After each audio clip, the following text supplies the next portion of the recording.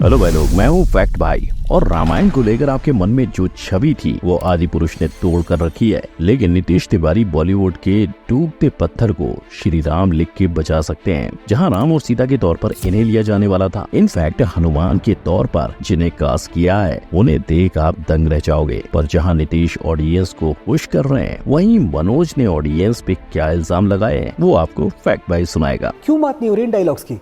इन dialogues में क्या है जो कमजोर है, क्या है जो वीक? लेकिन कहीं बॉलीवुड अपनी पुरानी गलतियां ना दोहरा दे, और अगर ऐसा हुआ तो नीतीश की ये मूवी भारत का आखिरी रामायण तो नहीं होगी। आइए जानते हैं। राम इस नाम को सुनते ही ये छवि नजर आती है, पर ये सरलता और ये मुस्कान, क्या रणवीर इस छवि में खुद को ढाल पाएंगे? पब्लिक की माने तो नहीं। नीतीश तिवारी रामायण रचने को तैयार हैं, लेकिन रणवीर का भगवान राम बनना देख ये वीडियो एक बार फिर वायरल हुआ।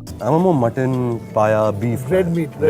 I'm a big beef guy. लोगों ने ये तक कह दिया कि जो गौमांस खाता है उसे भगवान राम कैसे माने। वहीं अपनी अगली फिल्म में देवी सीता का किरदार निभाने जा रही कंगना रणवीर के भगवान बनने की बात पे भड़की और कहा ये कैसा घोर कलयुग है। पर रणवीर में भगवान राम की छवि ना देखने की एक वजह महेश बाबू और रामचरण है। RRR में रामचरण का जो राम अवतार लोगों ने देखा, उसके बाद ये हुआ एक पोल में इन 4 एक्टर्स में से लोगों ने उन्हें ही भगवान राम बनने के लिए वोट किया। और दूसरा सबसे ज्यादा वोट था महेश बाबू का, जो बॉलीवुड में कदम रखने को तैयार नहीं है और कहते हैं कि बॉलीवुड उन्हें अफोर्ड नहीं कर सकता। पर बॉलीवुड में भी सितारों की कमी कहाँ है? इसीलिए नीतीश ने रामायण की सबसे जरूरी कड़ी यानी सीता को भी बॉलीवुड इंडस्ट्री से ही चुना है। कुछ वक्त पहले आलिया और नीतीश तिवारी की मुलाकात हुई और अब इसे आलिया के देवी सीता बनने से जोड़ा जा रहा है। और लोग कंफ्यूज है कि ये चॉइस सही है या गलत, क्योंकि आलिया ने इससे पहले कई ग्लैमरस किरदार किए हैं। वहीं दीपिका, जिनका नाम आलिया से पहले इस फिल्म से जोड़ा गया था, उन्होंने भी शायद ग्लैमर के चलते फिल्म को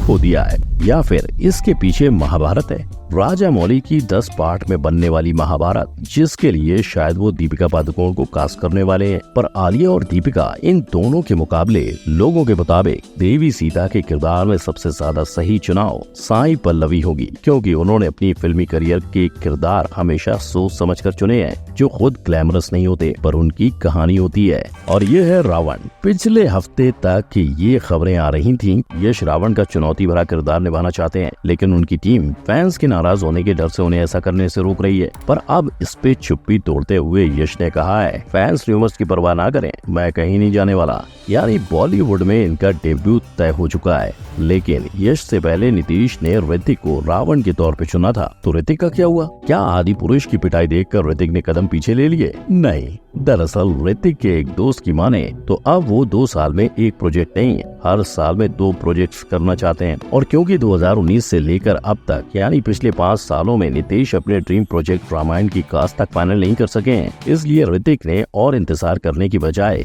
ये किरदार ही छोड़ दिया। अब रामायण के राम, सीता और रावण कौन हो सकते हैं ये हमने जान लिया, पर हनुमान जी का किरदार इस रामायण में कौन निभाएगा? आदि पुरुष के हनुमान और उनके डायलॉग्स की कंट्रोवर्सी के बाद ये फैसला लेना नीतीश तिवारी के लिए जरूरी है। लेकिन आदि पुरुष के बदले डायलॉग्स और आने वाले रामायण के हनुमान कौन होंगे, जानने से पहले ये जानो, जो काम 250 करोड़ के VFX नहीं कर पाए वो फ्री के AI ने कर दिया। इसी तरह AI ने रणवीर का चेहरा भी राम के किरदार में लगा कर दिया है। और सिर्फ इतना ही नहीं, कुछ समय पहले वायरल होने वाली राम की ये तस्वीर भी AI की ही देन है। लेकिन मूवी के लिए नीतीश का प्लान कुछ अलग है। जहाँ नीतीश मूवी में 4 चांद लगाने, 7 बार ऑस्कर अवार्ड जीती VFX की कंपनी को हायर करने वाले हैं। और भाई लोग, एक रिपोर्ट के हिसाब से ये भी सामने आया है कि इस मूवी के लिए दुनिया भर के आर्टिस्ट और स्टंट टीम सपोर्ट के लिए आने वाली है, जिसकी शूटिंग 2023 के एंड में शुरू हो जाएगी। मगर शायद इस मूवी को लोग और 2 से 3 साल में नहीं देख पाएंगे, तो उसी की एक्साइटमेंट में लोगों ने कई पोस्टर्स खुद ही तैयार कर लिए। आज हिंदुस्तान में राइटर्स की भरमार है, लेकिन जब बात माइथोलॉजी पर जाती है तो वाल्मीकि और वेद व्यास ही सामने आते हैं। तो फिर रामायण को लिखे तो लिखे कौन? वेल, बॉलीवुड ने इससे पहले भी कई बार पौराणिक कथाओं को हाथ लगाया है। जहाँ कई मूवीज हिट गयी तो बाकी फ्लॉप। जहाँ हम जोधा अकबर लिखने वाले हैदर अली को ले सकते हैं, या फिर 2005 में आने वाली हनुमान मूवी शांतनु गणेश रोडे को ले सकते हैं।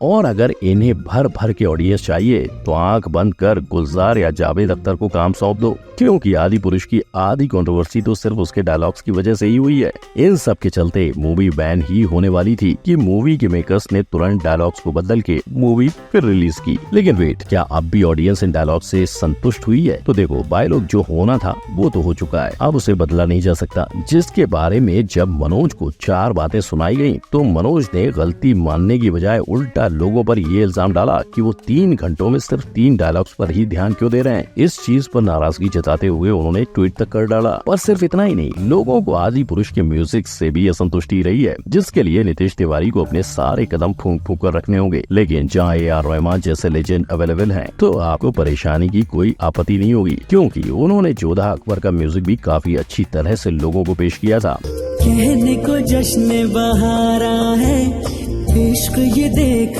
के हैरान है। इनके अलावा आज बॉलीवुड में प्रीतम, अमित त्रिवेदी और सचित परंपरा जैसे बड़े नाम भी सामने आते हैं। यानी म्यूजिक एल्बम हिट तो मूवी भी हिट। लेकिन अगर हम हिस्टोरिकल और मैथोलॉजिकल मूवीज की बात करें तो सामने आती है आशुतोष गोरीकर की मूवी, जिसमें इन 2 मूवीज ने जनता को काफी निराश किया, क्योंकि ऑडियंस की माने तो न सिर्फ मूवी में कास्टिंग की प्रॉब्लम थी, पर उसके साथ हिस्ट्री में भी छेड़खानी करी गई थी। जैसे पार्वती बाई असल में शाहू महाराज की दत्तक पुत्री थी, ना कि छोटे घराने की लड़की। वैसे ही मोहनजोदारो की बात करें तो मूवी को चटपटा बनाने के लिए लोगों के कॉस्ट्यूम और फ्लाइंग मगरमच्छ जैसे एक्सपेरिमेंट का इस्तेमाल किया, जो हिस्ट्री के खिलाफ था। और यही हाल आदि पुरुष का भी हुआ। लेकिन ऐसी भी कुछ मूवीज हैं जिन्हें पहले ट्रोल करके बैन करने की मांग की गई थी, पर बाद में मेकर्स ने अच्छे आउटपुट देके सबका मुंह बंद कर दिया। अगर इन सब चीजों का नीतीश तिवारी ध्यान रखें तो वो बेहतर रामायण बना सकते हैं। अब देखना ये होगा कि 750 करोड़ का अंदाजा लगाने वाली ये रामायण क्या पुराने माइथोलॉजिकल मूवी को टक्कर देगी, क्योंकि आदि पुरुष से 100 गुना कम यानी 5 करोड़ के बजट में बनाई गई थुम्बड मूवी की जितनी तारीफ करो उतनी कम है। भले ही ये मूवी एक माइथोलॉजिकल फिक्शन है, पर ये शुरू से अंत तक कहीं भी लोगों को डिसअपॉइंट होने का मौका नहीं देती। Casting, story, dialogues, screen play, visuals, background music, कहीं पे भी लोगों को नुक्स निकालने के लिए जगह नहीं छोड़ी। और सेम कहानी है कंतारा की, जिसका बजट सिर्फ 16 करोड़ था, पर उसने लोगों को थिएटर में उठ के ताली बजाने पर इतना मजबूर किया कि इस मूवी ने अपने बजट से ऑलमोस्ट 25 गुना यानी 400 से 500 करोड़ का बॉक्स ऑफिस कलेक्शन करवा दिया। तो क्या अब ये 750 करोड़ का रामायण गलतियों का पहाड़ तोड़ सकेगी? क्योंकि आज आदि पुरुष का बॉक्स ऑफिस